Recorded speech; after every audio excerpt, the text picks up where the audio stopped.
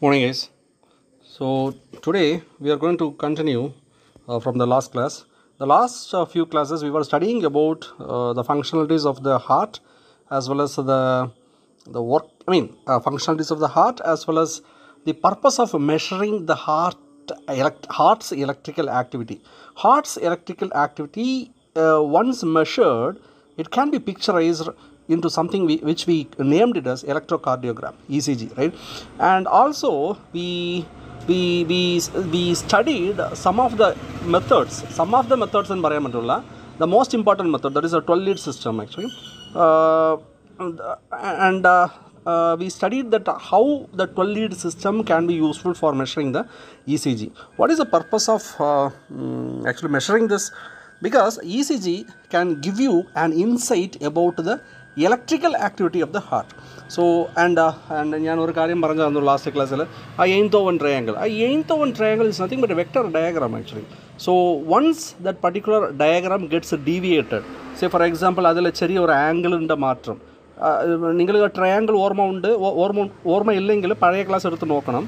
In case if you go and verify, you can clearly see that we used the voltage measurements which we just collected from the various electrodes to draw a vector, to draw a triangle out of that actually. So over electrode നമുക്ക് കിട്ടിയ ഈ vectors, that means voltages use ചെയ്തിട്ട് നമ്മൾ എന്താ ചെയ്തത്, ഒരു triangle വരച്ചു. ആ ട്രയാങ്കിൾ ഏതെങ്കിലും ടിൽട്ടോ അല്ലെങ്കിൽ ആ ട്രയാങ്കിളിൽ നോർമലായിട്ട് ഉള്ള മെഷർമെൻറ്റ്സിനെക്കാട്ടിലും ഏതെങ്കിലും abnormality undengil, immediately we can identify the problem associated with that one. So that is the idea. So in this diagram which I am showing it to you in our screen, we are typically seeing we are seeing a typical ECG waveform. So this is a printed waveform. ഞാൻ പറഞ്ഞതുപോലെ already the electrical activity of the heart ആണ്. പക്ഷേ നമ്മൾ final ആയിട്ട് ഒരു printed copy ആയിട്ട് ഒരു graph പോലത്തെ അവർ തരും actually doctors. So that will tell us the exact actually the electrical depolarization as well as repolarization. അങ്ങനെ പറയുന്നത് കാട്ടിലും how effectively the heart is conducting its electrical depolarization as well as repolarization. What is depolarization, what is repolarization, already we have studied actually. So പിന്നെ വേറൊരു കാര്യം കണ്ടായിരുന്നു, നമ്മൾ കുറേ ലീഡുകൾ 12 types of ലീഡുകൾ നമ്മൾ കണ്ടായിരുന്നു ആക്ച്വലി.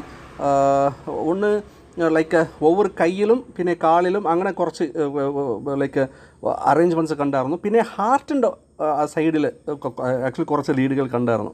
അപ്പോൾ 12 ഡിഫറെൻറ്റ് സ്റ്റൈലുകൾ, 12 ഡിഫറെൻറ്റ് ലീഡ്സാണ് നമുക്ക് കിട്ടിയത്.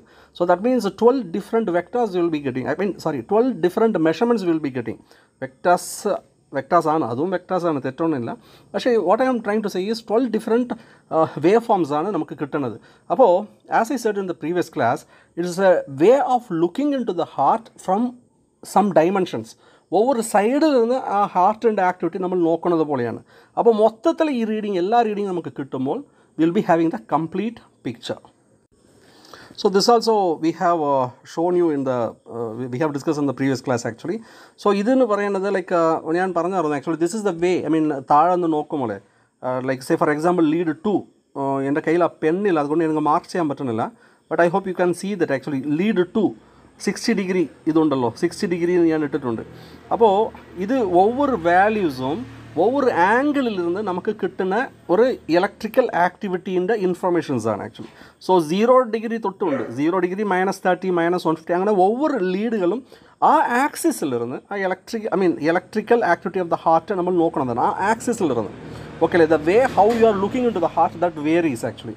So for example lead 2, it's the way how you are looking into the heart from the 60th degree. And AVL ഒരു ഇതുണ്ടല്ലോ, augmented left voltage, AVL electrode എന്ന് പറയുന്നത് you are looking into the heart from the -30 degree. Okay, so അങ്ങനെ varieties of എല്ലാ ലീഡുകളും വേറെ വേറെ informations ആണ് നമുക്ക് തരുന്നത്. So that is A reason we will be getting the complete picture of the actually functioning of the heart. This diagram ഞാൻ already പറഞ്ഞതുപോലെ ഇത് പെരിക്കാർഡിയം, ഹാർട്ടിൻ്റെ തൊട്ടടുത്ത് നമ്മൾ മെഷർ ചെയ്യുന്ന ലീഡുകളാണ്. അപ്പോൾ മൊത്തത്തിൽ ഞാനിത് പ്രീവിയസ് ക്ലാസ് എടുത്ത് നോക്കിയാൽ മതി, ഞാൻ കുറച്ചുകൂടെ അത് ഡ്രാ ചെയ്ത് കാണിക്കുമ്പോൾ നിങ്ങൾ ഈസി ആയിട്ട് മനസ്സിലാക്കാൻ പറ്റും. അപ്പോൾ മൊത്തത്തിൽ എത്ര ലീഡുണ്ട്, 12 ലീഡുകളാണ്. അപ്പോൾ കയ്യിൽ പിന്നെ കാലിൽ ലെഫ്റ്റ് ലെഗ് നമ്മൾ റെഫറൻസ് എടുത്തായിരുന്നു. പിന്നെ അതിനുശേഷം ആഗ്മെൻറ്റഡ് വോൾട്ടേജിനെ കുറിച്ച് നമ്മൾ നോക്കിയായിരുന്നു. പിന്നെ പെരിക്കാർഡിയം തൊട്ടടുത്ത ഹാർട്ടുകളിൽ ഇപ്പോൾ കാണിച്ചിരിക്കുന്നത് പോലെ V1 to V6 electrodes നമ്മൾ യൂസ് ചെയ്യുമായിരുന്നു, right? So in this diagram, if you see closely, the first electrical signal on a normal ECG originates from the atria. നമ്മൾ ആട്രിയം മോളിൽ ലെഫ്റ്റ് സൈഡിൽ മോളിലുണ്ടല്ലോ ആ ആട്രിയ, അവിടെയാണ് ഫസ്റ്റ് SA നോഡ് ഉള്ളത്. അപ്പോൾ the first electrical signal will be originating from the atria and this is represented as P wave. Okay അല്ലേ? മാറ്റി പോലെ ആട്രിയ അത് SA നോഡിൽ നിന്ന് ഇലക്ട്രിക്കൽ പൾസ് ഉണ്ടാവുന്നത് കൊണ്ട് like ആട്രിയയിൽ like we can measure some electrical signal from the atria, that we are calling it as P wave, right? Immediately after the P wave you can see a delay actually, or flat line. P wave immediate at P wave kadannathu shesham immediate nokkiyal nammal endha nokkunathu flat aayittulla oru surface alle. What is it? So that ningal one aalochichu nokku a flat surface adu endha avade values onnu illa, voltage onnu illa, appo avade endha sambhavikkunnathu. So this delay is a physiological delay, they call it as physiological delay, that happens in the AV node, atrioventricular node. There will be some fibers and it takes some time to reach there actually, right? So AV node, this slows down the electrical depolarization before it proceeds to the ventricles. Inganeyana nammal already nokkiyadu. Next comes a big wave called QRS complex. Our QRS complex, who is responsible for QRS complex? Depolarization of ventricles. Ventricles le a large amount of the action potentials uruvavanundu. That is the reason we are getting a huge QRS pulse actually. So QRS pulse is nothing but the electrical activity that is happening on the ventricles. We call it as a depolarization of ventricles. So depolarization കഴിഞ്ഞ ശേഷം പെട്ടെന്ന് എന്താ സംഭവിക്കും? Repolarization സംഭവിക്കും അല്ലേ? അതല്ല basic, depolarization and repolarization, right? So the combination of depolarization and repolarization gives you action potential. നമ്മൾ already കണ്ടിട്ടുണ്ട് അല്ലേ? അപ്പോൾ ഇത് QRS പൾസ് കഴിഞ്ഞ ശേഷം എന്താ പറയുന്നത്? Like we will be having ST segment. Already നമ്മൾ കാണിച്ചിട്ടുണ്ട്. നമ്മൾ ബുക്ക് എടുത്ത് നോക്കിയാൽ മതി, അല്ലെങ്കിൽ ഈ ഡയഗ്രാം തന്നെ നോക്കിയാൽ മതി. എൻ്റെ കയ്യിൽ പെണ്ണില്ല, അല്ലെങ്കിൽ ഞാൻ വരച്ച് കാണിച്ചത് തന്നെ. എസ് സെഗ്മെൻറ്റ് തുടങ്ങുന്നത് തൊട്ട് ടി വേവിൻ്റെ മിഡ് വരെ വരുന്നത്. ഓക്കെ അല്ലേ? നമ്മൾ പഴയ ക്ലാസ്സുകളിൽ എടുത്ത് നോക്കിയാലും നിങ്ങൾക്കത് കിട്ടും. So this ST segment is normally iso electric. So അപ്പോൾ അഗെയിൻ ST സെഗ്മെൻറ്റ് ഇത് സംഭവിക്കേണ്ട റീസൺ എന്താ? ST segment is nothing but the electrical activity that reflects the repolarization of the myocardium. Okay അല്ലേ? അപ്പോൾ റീപോളറൈസേഷൻ ഡീപോളറൈസേഷൻ രണ്ടും കൂടിയിട്ടാണ് നമുക്ക് മൊത്തം ഈ ECG വേവ് ഫോം വന്നത്. അപ്പോൾ ECG വേവ് ഫോമിൻ്റെ നന്മ എന്താ? Like it tells us how exactly our heart is function, how healthy our heart is. Okay അല്ലേ? അപ്പോൾ ഇത്ര കാര്യങ്ങളുണ്ട്. പിന്നെ ECG എങ്ങനെ നമ്മൾ മെഷർ ചെയ്യാം, 12 ലീഡ് സിസ്റ്റം ഒക്കെ നമ്മൾ ക്ലിയർ ആയിട്ട് എക്സ്പ്ലെയിൻ ചെയ്തിട്ടുണ്ട്.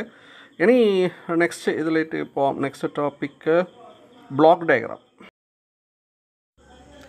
So this is the block diagram of your ECG machine. ഇപ്പോൾ ഞാൻ ECGൻ്റെ മൊത്തം കാര്യങ്ങൾ ഞാൻ പറഞ്ഞു തന്നായിരുന്നു. അപ്പോൾ like just by seeing the diagram itself, I think you can develop your theory. Actually it's pretty simple. So that is a protection circuit because actually these devices are very sensitive devices actually. In case if there is a electrical pulse or electrical interference, the actually two harmful things can happen. One is it can actually burn the board. If they have not properly grounded, then there is a chance for the patient to get the electrical shock actually. So protection circuit is there. And lead selector, what is the purpose of lead selector? I told you some 12 leads are there, right? Like pericardial leads 6 leads, പിന്നെ augmented leads 3, അങ്ങനെ കുറേ ടൈപ്പുകളൊക്കെ ഞാൻ ഇപ്പോൾ explain ചെയ്തു, കഴിഞ്ഞ ക്ലാസ്സിൽ explain ചെയ്തിട്ടുണ്ട്. അപ്പോൾ ഈ ലീഡ് സെലക്ടർ എന്ന് പറയുന്നത് നമ്മൾ ഏത് ലീഡിൽ what type of wave form is coming that we can analyse actually. I told you very clearly, ഒவ்வொரு ലീഡുകളും ഒவ்வொரு വേവ് ഫോം നമുക്ക് ഇങ്ങനെ തരും. Because I told you each lead is the way of looking into the heart from that axis. I hope you remember that, right? So this lead selector has this lead selector will give you the comfort of analyzing the heart from that axis. This is what I am trying to say.